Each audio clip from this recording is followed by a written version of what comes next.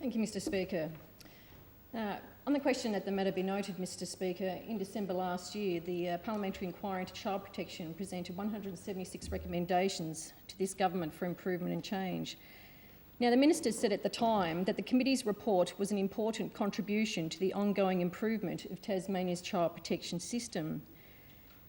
But it seems that it was not so important as to result in any immediate or timely action or response by this government, because today marks exactly 5 months to the day that the Parliamentary Committee presented its comprehensive report to the Speaker on the 15th of December last year.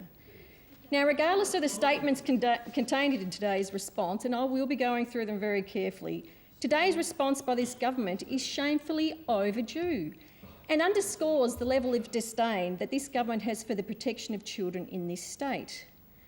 A level of disdain that I'll say is reflected in the fact that we've had to have 13 reports and over 600 recommendations into child protection in Tasmania in the past 7 years, with many of those recommendations still to be acted on. And I'm also very concerned when I read on the last page that this response sets out the critical steps we need to take to begin what will be a 10-year plan. So the question needs to be asked, how many more reports and recommendations will we now have in the next 10 years? Because over the last 7 years, we've had 13 reports and 600 recommendations. So what are we going to have in the next 10 years, Minister? Are we going to have the same sort of rate of recommendations and reports coming out? Now, in the past 5 months since the report was released, our system of protecting children in this state, I would argue, has actually gone from bad to worse.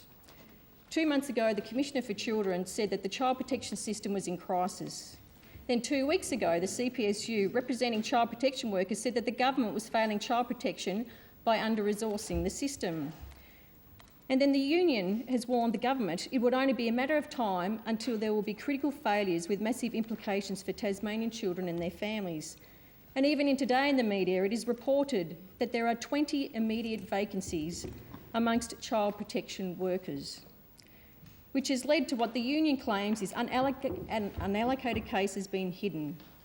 Or in other words, the cases of children at risk sitting on a team leader's desk and not being case managed because of high workloads elsewhere, which I must say will offset the fifth action area, reform out-of-home care, because in here it says reform out-of-home care, the successful development of early intervention services has helped slow the rate of entry of children into care. Well, if we have hidden unallocated caseloads sitting on team leaders' desks, no wonder kids are not coming into care at the same rate that they should be. Also, the irony of this latest revelation is that several key recommendations of the Parliamentary Committee were around the workforce and the workload, particularly that excessive workloads must be addressed as a matter of urgency. Now, Minister, I hope that this isn't going to be part of your 10-year plan, because it needs to be addressed now. Compounding the problem is the fact that the number of children in care is now at an all-time high. So for the past year, we have had less resources in child protection, vacancies not being filled, and probably deliberately so just to save money in the budget, more and more children coming into care, a hidden unallocated list with no management of some cases of children at risk, and a government that has scornfully taken 5 months to respond to a comprehensive report recommending improvement. Now, Mr Speaker, I was proud to be a member of the Parliamentary Committee into Child Protection that produced this report of 176 recommendations. Like other members, I found the information presented to the committee both concerning and challenging, but at the same time I was encouraged that so many in our community, from health professionals, educators, social workers, psychologists, lawyers, family support workers, former and current commissioners for children, foster carers, parents and organisations representing children in care took the time to write or present verbal evidence to the committee.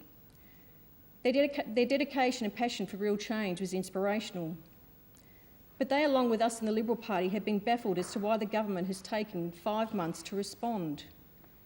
The 183 findings contained in this committee's report also pointed to a system struggling to meet demand, where children at risk were falling through the gaps, where serious notifications were not being acted upon, and children were being sent back into abusive home environments. And for all of the Labor Green government's talk of reform and early intervention, our system is still operating on the basis of the ambulance, waiting at the bottom of the cliff, not building a fence at the top. Now, as Shadow Minister for Children, I've heard some harrowing tales of childhood trauma, and I am still hearing those tales today. In the last week, I've heard some horrendous stories. And I fully understand that as a registered nurse, that early intervention, either by removing the child from certain risk or working intensively with families to get them back on track, is the only way we can get children the best chance in life.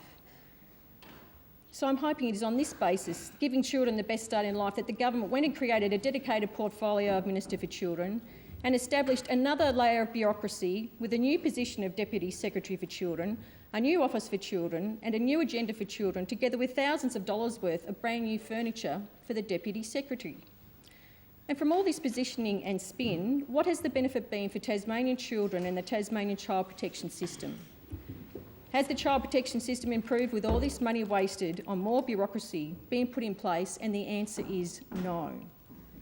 And on top of this, we have a budgeting crisis. There are more children coming into care with few out-of-home care options. Last year's forward estimates show a reduction in funding to child protection services over the next few years. There are significant holes in child protection staffing. Minister, the system is in crisis and needs to be fixed before another child slips between the